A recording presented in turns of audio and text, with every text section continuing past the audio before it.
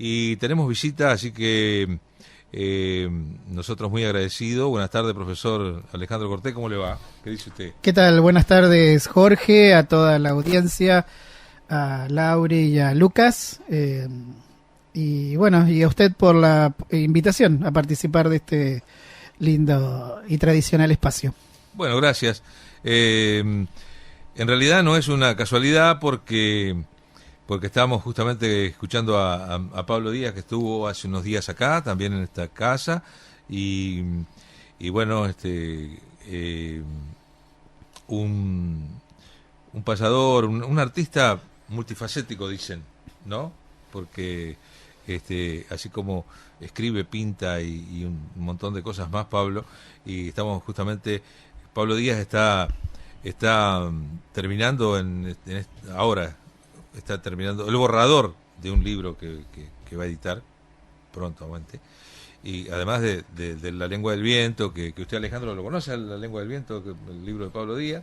Sí, lo conozco. Bueno, y he leído, no lo he leído todo, pero leí algunas cosas que me han parecido interesantes, como el relato, se llama El relato, sí, creo, ¿no? Sí, acá está el relato. Es el que habla sobre la perspectiva, ¿no? Cómo es la perspectiva de la historia según quien la cuente, y tiene uno que ahora no me voy a acordar el nombre, que es el que comienza el libro, donde hace una pintura de la grieta y de la realidad argentina en términos políticos con una calidad que a mí me impactó, porque no era un lector de ese tipo de escritura, que es en formato, es verso, es sí, en décima. Nunca había leído, no es mi especialidad, y a veces uno tiene como un prejuicio ante ese tipo de cosas. Ajá. Sí, todos tenemos prejuicios, sí, y yo tengo también los míos, y generalmente con ese tipo de trabajos a veces uno tiene como un prejuicio de que no lo va a entender, o que es raro,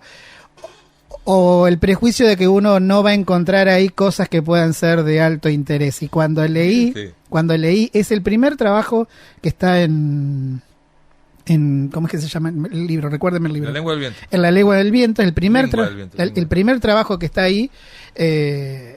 Eso solo ya, vio que uno dice que basta que uno abra el libro y siempre algo lo atrapa, de eso. Sí. Bueno, esas décimas en donde él hace un crudo relato de nuestra realidad, eso me impactó, y me impactó también el encontrarme ese tipo de trabajo, ese tipo de escritura, o cómo también a través de las décimas se pueden decir tantas cosas de nuestra vida cotidiana, y no necesariamente del pasado, porque por ahí lo asociamos a relatos del pasado, al estilo, ¿no? Sí. Sino que era realmente muy, muy, muy actual, y muy cargado de política, pero no de la política ideológica ni la política partidaria, sino del análisis político propio de un artista, ¿no? Y bueno, y eso realmente me impactó. Bueno, yo lo había conocido en un pequeño emprendimiento que no sé si lo sigue teniendo en Las Flores, Pablo, con su familia, pero bueno, recuerdo ese día que fuimos pero bueno, era un lugar, me acuerdo de haber llegado a Las Flores, y la sensación que me quedó de ese día es de llegar a una ciudad muy grande como es Las Flores, de avenidas anchas, y entrar a un lugarcito que era cálido, con luz y mucha calidez, que es ese emprendimiento en donde había una biblioteca y daban cine. Y bueno, ahí lo conocí, y bueno, realmente ahí, digamos, si se quiere, me atrapó, porque bueno, no lo conocían. Yo siempre digo que son de esos amigos que uno fue haciendo en el andar el camino de la cultura, y que bueno, y bienvenidos, porque enriquecen a uno, lo enriquecen y le amplían la posibilidad de ver el mundo en el que vivimos desde otro lugar. Claro, justamente es eso, ¿no? Amigos del camino, o hermanos del camino, siempre digo, y cuando decimos camino, no es el camino, la calle, es el camino, como decía, y lo hablábamos con Pablo el otro día, Wenceslao Varela, que es uno de los más grandes poetas del Río de la Plata oriental, cuando habla, yo ensillo con mi recao, que no es de plata ni es de oro, pero como ando en mi moro ando siempre de montado, no habla del recao de ensillar y salir a caballo, es de que él cuando sale con todo a la vida, ¿no? Y no, él tiene eso y no necesita más, ¿no? Son esas cosas que, bueno, por eso a veces hay que explicarla, y no es casualidad, decía este espacio, este programa que estamos haciendo hoy, porque no es solamente para llenar un espacio que estamos acá, sino que para Pablo estuvimos hablando y Alejandro estaba escuchando y Pablo, hablamos de los trenes, ¿no? Y justamente porque estamos en los 130 años de que pasa este ferrocarril por acá, y me dejó una copia que te alcancé, Alejandro, porque son cosas que nos interesan mucho, y después de irnos de la radio conversamos mucho con Pablo, tomamos mate y conversamos, y veíamos, después van saliendo las cosas, y que tanto tienen que ver los trenes, las vías, con los caballos de pecho, con los crotos, con los receros, con el relato, con todo eso, y como está terminando de escribir un libro y todo eso, y usted también está trabajando en un libro, por eso lo invitamos, lo tenemos acá. Cuéntenos, a ver. Porque había algo importante había para estar acá, ¿no? Si no era como que... ¿Por qué? No, si no tenía que pensar que me estaba llenando el espacio, pero no la estoy cargando. Esa charla de Pablo, no sé si... Estimo que quedó grabada. Sí. Fue una charla de un nivel, yo se lo dije en persona a usted, sí. Fue una conversación de un nivel único. Claro. Yo soy un oyente de la radio producto de la pandemia, porque no escuchaba tanto radio. Ajá. La pandemia me hizo escuchar radio. Ahí me reencontré con la radio como medio de comunicación y realmente es mágico eso, ¿no? Es como que uno escucha del otro lado y en esa conversación la sensación era de estar en una fogón, en una ronda y de estar en una charla, y realmente era muy llevadera por lo que se contaba. Muchas veces hemos hablado de esto, de esas cosas que son propias de la vida cotidiana, sí. Que no necesariamente están contadas, o que a veces están contadas y se han tergiversado por la transmisión oral, o quedan tapadas por otras cosas que, bueno, por ahí hoy son más rimbombantes, y sin embargo son historias extremadamente ricas. Bueno, todo lo que contó Pablo del ferrocarril, ¿no? Claro. Y bueno, y coincidió eso, es cierto. Justo había escrito este relato, Los Rieles, sí. que usted me hizo llegar. Los trenes, o los y bueno, no y está todo editado todavía, así que se puede tener otro nombre. Y bueno, y todo lo que giró en algo que por ahí es algo cotidiano. Bueno, hay como un revival en cuanto a los trenes y a la función de los trenes, sí. y al rol que puede llegar a cumplir un tren hoy en día en un país como la Argentina. Pero por ahí no se sabe realmente el protagonismo y el rol central y estructurante que tuvo el paso del ferrocarril, ¿no? Claro. En la estructuración del territorio. En principio para estructurar todo un territorio. Que respondía a un modelo, esa para mí es otra discusión, si era un modelo que era de los ganaderos terratenientes, que era para poco, es otro plano, otro eje de discusión. Lo que también es cierto y que a veces no se cuenta es que en la medida en que esas vías se iban expandiendo, el progreso, el desarrollo de las comunidades iba floreciendo, iba adquiriendo un protagonismo y un valor que hoy asombra, porque cuando uno escucha... Yo en algún momento, hace un tiempo, cuando fueron también hablaban, ahí justo lo mencionaron en el programa, la estación de Berra, pero que responde a la línea provincial, ¿no? Ah, sí, sí. Que salía de La Plata, la Trocha Angosta, que iba de La Plata, y que era parte de un gran proyecto que era unir troncalmente, cortar el desarrollo del ferrocarril centralizado desde Buenos Aires, ir a La Pampa, y bueno, porque eso era de ahí a La Pampa, a comunicar hacia el oeste, ¿no? Y en algún momento investigué algunas cosas sobre la estación Los Eucaliptus, de Berra, claro.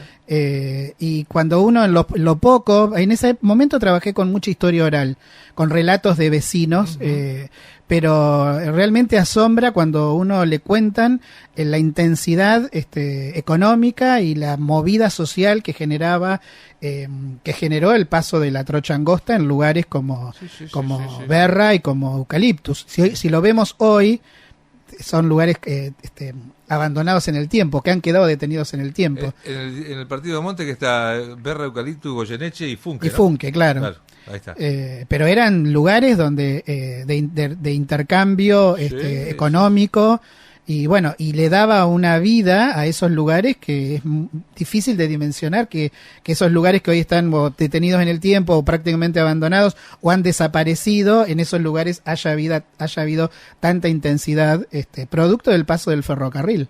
Entonces, bueno, ahí la importancia para mí, ¿no? Por lo menos de este mes, en el marco de celebrarse los 130 años de la llegada del ferrocarril a Monte, que también lo descubrí un poco investigando, porque siempre hablamos del ferrocarril y del valor del ferrocarril, pero bueno, en el buscar algunas cuestiones en el Archivo Histórico de la Provincia de Buenos Aires, me encontré con el expediente original del reclamo que se hace en 1875, 76 al gobernador de la provincia, porque bueno, aparentemente la empresa licenciataria del ferrocarril no estaba cumpliendo con el contrato. Bueno, los ferrocarriles fueron una gran movida económica global en su momento. Sí. Era un negocio, ¿no? Entonces, bueno, habría algunas cuestiones y bueno, ahí me encontré con el expediente original. Ya es impactante encontrarte con el expediente original. Y con el planteo que se hace desde la comunidad de Monte al gobernador para que trate de intervenir para que el ferrocarril llegue. A pesar de eso, pasaron unos cuantos años, casi 20 años, hasta que el ferrocarril definitivamente pasó. Pero bueno, ahí uno se encuentra con historias interesantes, relatos interesantes en general, pero bueno, esto que es común, ¿no? La comunidad, siempre el planteo de la comunidad unida, están las firmas originales de todos los vecinos que entiendo que estarían en los sectores más encumbrados y en los no tan encumbrados de la sociedad de ese momento.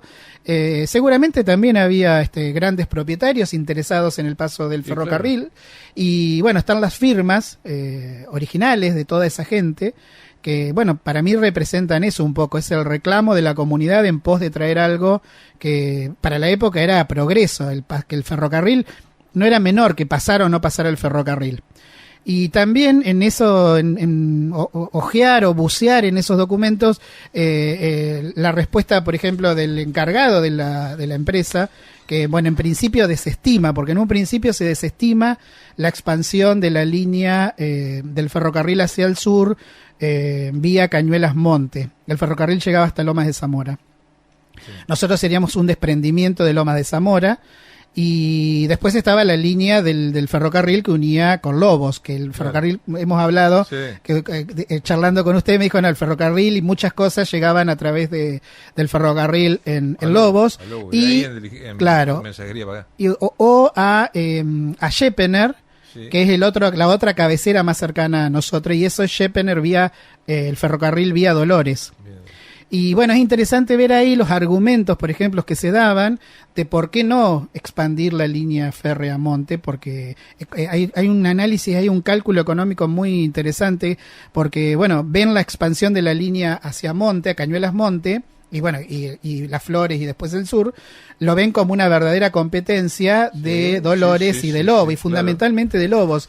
Y impacta todo, es decir, en principio la caligrafía, la calidad de la caligrafía y el minucioso relato económico del vedor que pone la empresa para que analice la situación, donde detalla con kilómetros y con costos lo que significaba transportar la producción en carreta de Monte a Schepener, por ejemplo, o a Lobos, que consideraba que era mucho más económico que instalar que la expansión de la línea férrea, es decir, se le buscaba el costado económico, decir, bueno, no, esto no, otra cosa. No es viable esto porque tal y tal cosa, pero bueno, y eso es lindo porque uno ahí va viendo las luces y las contraluces, claro.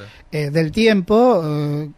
Podría ser la discusión de cualquier cosa de cualquier discusión actual también, ¿no? Que tiene que ver con el análisis de mercado, lo que hoy se llama, sería un análisis de mercado, un análisis económico. Bueno, y ahí uno se encuentra con un montón de historias interesantes ligadas al ferrocarril y al impacto que va a tener el ferrocarril. Yo, en ese trabajo que presenté el año pasado en el Congreso de los Pueblos, planteé un poco esto, ¿no? La calidad en términos cualitativos, es decir, la calidad de vida de los montenses, y en términos de cantidad, de crecimiento, va a cambiar para siempre con la llegada del ferrocarril. Y bueno, hacia ahí va su trabajo ahora. Y el trabajo va hacia ahí un poco, porque en realidad todos caminamos hoy por la plaza central, la Plaza Adolfo Alsina, Y está la iglesia, y está la municipalidad, y bueno, en su momento estaban las principales negocios, las principales oficinas públicas que representan la presencia del Estado, y pocos saben que en realidad ese no es el centro administrativo primogenio de Monte. Bueno, justo ahora que la Escuela 16 está por cumplir 75 años, tiene que ver con esto, es decir, el desarrollo de Monte fue entre 1800, desde su origen hasta 1868, que se traslada a la parroquia al emplazamiento actual, es en la manzana donde hoy está la Escuela 16. Claro. Y esto porque hoy me hacían algunas preguntas. La gente piensa que ese edificio de la Escuela 16 es el edificio original de la Escuela 1. En realidad la Escuela 16 se levanta en el mismo solar donde funcionó la administración del pueblo hasta 1868.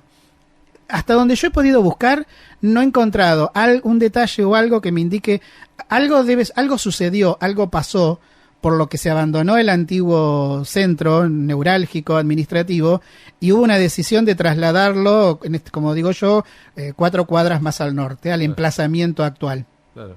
Lo que sí es evidente que hubo un corrimiento espacial del antiguo centro a un centro nuevo, y un poco lo que yo estoy tratando en el trabajo es que ese corrimiento espacial respondió en principio a una causa que no la sabemos, porque no he podido encontrar un documento a la vista que diga la razón fue porque por la inundación, por una gran inundación que nos tapó todo. No he encontrado, pero bueno, alguna razón hubo por la que en ese momento se dejara. Yo digo que puede haber sido en parte también el resabio de la caída de Rosas, el antirrocismo que predominó después de la caída de Rosas, y porque seguramente empezó a conformarse una clase social que tenía una mirada del progreso ya distinta, más acorde con los tiempos, con otros tiempos, y que por ahí entendieron que era necesario producir una mutación. Claro. Y el pasaje de la iglesia, que es el primer edificio, en realidad,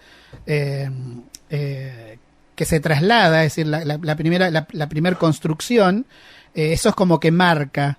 Y yo lo que digo es, que ahí hay un quiebre a partir de 1868.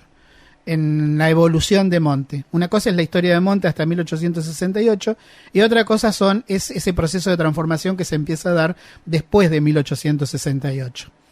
Con todo el progreso en un nuevo centro, la posterior apertura del famoso bulevar que va a unir la estación con el ferrocarril, y de ahí en más, ya el desarrollo de un Monte totalmente diferente. Yo digo que ahí se produce el quiebre y el Monte más tradicional, del que a veces más se habla, el más autóctono, si se quiere, el más colonial, empieza a ceder paso a un Monte estructuralmente, ediliciamente hablando, socialmente, totalmente distinto, ¿no? Que es un Monte ya mucho más moderno, más atado a los grandes progresos que van marcando también la evolución no solo del país, sino en el mundo, ¿no?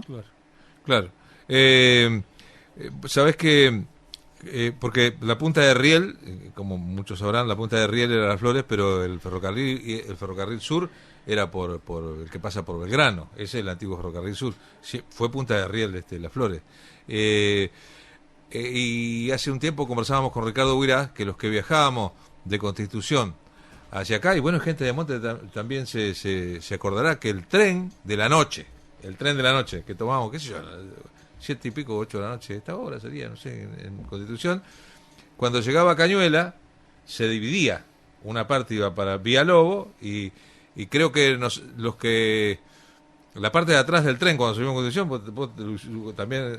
Lo usé, sí. ¿Lo usaste así? Cuando tenías que venir en la parte de atrás, porque ahí se hacía el corte y tenía un cartel de madera que decía Vía Las Flores. Y ese era el tren que nos traía a nosotros, ¿no? Cosas que por ahí nosotros lo contamos y dice, ¿cómo que sí?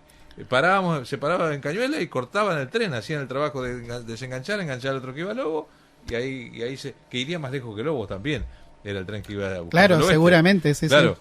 Así que son esas pequeñas historias que...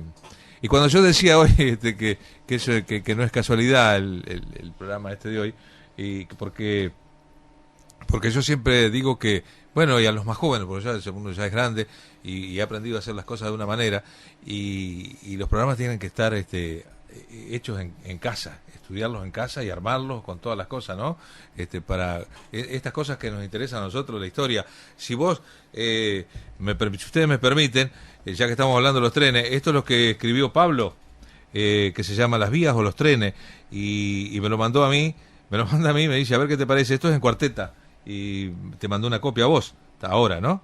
Y dice, sobre antiguas rastrilladas, desparramaron durmientes, piedras que aún no ennegrecidas para sostener los rieles. Cada 3 leguas las postas que hicieron para los trenes se llamaron estaciones, no tenían pueblo enfrente, ¿no? Se vino la pulpería, a una esquina con carteles, eran ramos generales, los primeros almacenes. Fonda, despacho de bebida y para hacer noche, hoteles. Se atracaron de a caballo, pero nada indiferentes los destronados caciques, sus hijos y sus mujeres, a vender matras y ponchos, a vender plumas y pieles. Se hizo un embarcadero donde embarcaron las reses, tropas enteras traían, llenando entero los trenes. Después de cambiar caballo, el capataz y su gente volvían al tranco mansito a la estancia a entretenerse. Todas iban a los puertos, porque así es como conviene, asilos y frigoríficos de capitales ingleses. La miseria puso el techo al crotaje de los trenes. Juntaban por la comida, dormían bajo los puentes. La arpillera un poncho frío, el sol un poncho caliente. El Tucumán del azúcar, a la línea sur parece un mundo largo y angosto aquel mundo de los trenes. No el progreso, los negocios y secretos intereses fueron por ellos de a poco y levantaron los rieles. Después las automotrices apilaron los durmientes, se terminaron las chacras que el arrendamiento tiene. Europa, Estados Unidos, 2 guerras, miserias, pestes, mientras nos vendían sus autos, conservaron bien sus bienes, dice Pablo, ¿no? Y termina ya diciendo, dice, así se escribe la historia, importa que nos las cuenten sobre las pampas, las vías, son un paisaje que duele. Nos quedan las cicatrices bajo el asfalto, los rieles, en cualquier paso a nivel agonizan y se mueren. Siento sentado en la vía, no sé qué sienten ustedes, siento que nos estafaron cuando mataron los trenes, ¿no? Ahí es una parte de la historia y de esos ferrocarriles y de esos galpones de los ferrocarriles donde estaban los capataces y los peones, llegaban con las chatas cerealeras, los vagones y todo eso a traer la producción con los caballos de pecho a las estaciones, ¿no? Y si ustedes quieren, escuchamos el romance del caballo de pecho que hicimos con Pablo de la letra, que pertenece a Pablo Díaz. Bueno, lo vamos a escuchar, yo lo canto.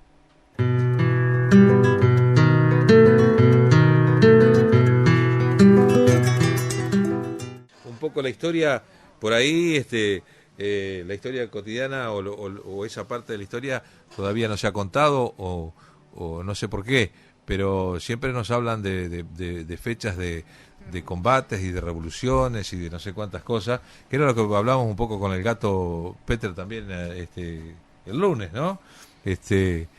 Con gran conocimiento de lo que es la vida rural, el gato también. Y bueno, a los que nos gusta, nos apasiona estas cosas, porque alguien tiene que contarlo, ¿no? Porque si no quedamos en la historia del Villique, nada más, ¿no? Sí, o en una mirada o en un aspecto de la historia con una cierta intención. No digo que ni que esté mal ni que esté bien, es una mirada de la historia, pero bueno, recién planteábamos cuando se discute la apertura del bulevar, que fue una condición, por ejemplo, todos sabemos la historia del bulevar, que se construye, que lo abre el propio Videla Adorna, Palac, para dar el ejemplo, trabaja con la gente, hay fotos, sí. Bueno, porque eso era la condición de la empresa para poder unir el pueblo con el ferrocarril. Pero bueno, cuando uno se pone a ver eso, se mete en eso, se encuentra con que en principio en realidad no iba a haber boulevards, porque el primer trazado iba a seguir el sentido de lo que hoy es la calle Irigoyen, hacia la ruta 3. Pero resulta ser que los terrenos que, digamos, al finalizar ese trazado, los terrenos que se pensaban utilizar para la posible estación ya estaban vendidos. Por lo tanto, hubo que correr. Y el corrimiento trae el corrimiento del eje, y por eso termina siendo el bulevar en diagonal. Porque, bueno, quizás hubiera sido en otro sentido y la historia cotidiana del pueblo hubiera sido otra. Claro. O que la estación Hoy la conocemos ahí, pero en principio encontrarme con los planos en donde la estación estaba proyectada, digamos, a la altura de lo que hoy es la escuela de Hermanas, en ese sector. Claro. Bueno, por ejemplo, en los planos de 1878, la estación del ferrocarril está ahí. O leer las actas del Consejo y uno deducir, por ejemplo, que la llegada del ferrocarril trajo como consecuencia un aumento en la venta de propiedades de tierra. Lógicas, porque hubo también un negocio, pero también uno al ver esas ventas empieza a encontrarse con apellidos de los primeros, de las familias. Uno hoy escucha hablar, por decir, no sé, de los Risoli, los Fornacier,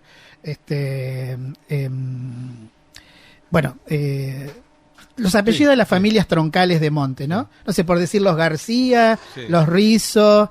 Y te empezás a encontrar que, bueno, que se hunde, que el antepasado de esa familia tradicional se empieza a conformar a partir de ese momento.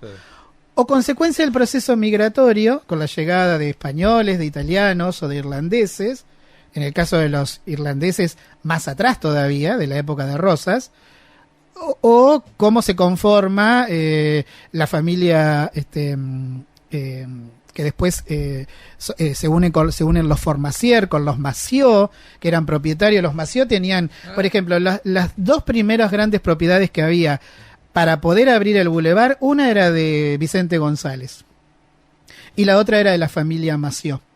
Una de las hijas de los Massieu va a contraer matrimonio con lo que después va a ser la línea de los Fornacier. Entonces uno va reconstruyendo y ahí uno dice, bueno, la inmigración de 1880, bueno, en Monte es eso.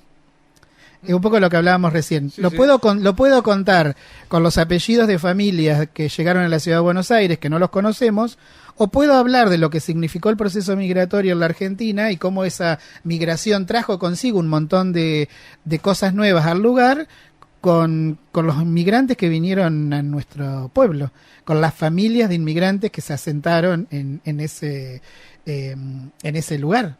Es decir, eso que decimos de utilizar nuestra historia para explicar un proceso. Yo puedo explicar de la misma manera la expansión y el desarrollo de un modelo agroexportador como el de la generación del 80, como me lo cuenta el manual, que está bien, que no está mal, pero puedo contarlo desde lo que pasó en Monte.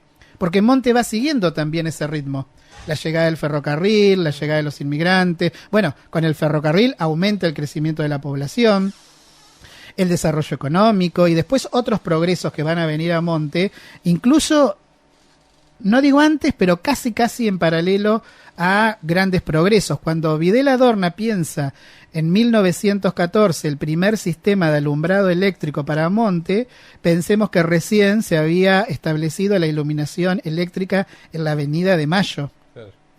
La Avenida de Mayo en 1914 era el boom del momento, tenía todos los adelantos, y uno dice, y Monte era nada, seguramente era un villorrío, un caserío perdido en la frontera al que se llegaba por camino de tierra. Entonces, ahí es donde uno dice, bueno, la mirada de progreso, esa dirigencia conservadora, sí, eran conservadores, el sistema político era el del unicato, las elecciones eran un poco, no eran tan claras, los números nunca cerraban, pero yo digo que esa dirigencia, ese grupo de hombres y de mujeres, tenían en sí ese germen de una mirada del progreso, y eso es lo que permitió que Monte tuviera muchos adelantos o muchos desarrollos de una manera muy rápida si lo comparamos con otros pueblos de la región. Yo dije la historia del Villiquen y lo que están escuchando, ¿qué dice este viejo? Pero en realidad es la historia conservadora. El Villiquen es Claro, que no está mal tampoco, era eso. Claro, lo que pasa es que los conservadores en Monte son los responsables de la transformación, del progreso. Es decir, si vamos a hablar de progreso en Monte, tenemos que hablar de una estructura. Bueno, pero es muy interesante también ver en las actas, he podido leer y tener en mis manos las actas en donde se puede evidenciar esa confrontación, esa grieta que había política entre conservadores y los primeros radicales. Gracias.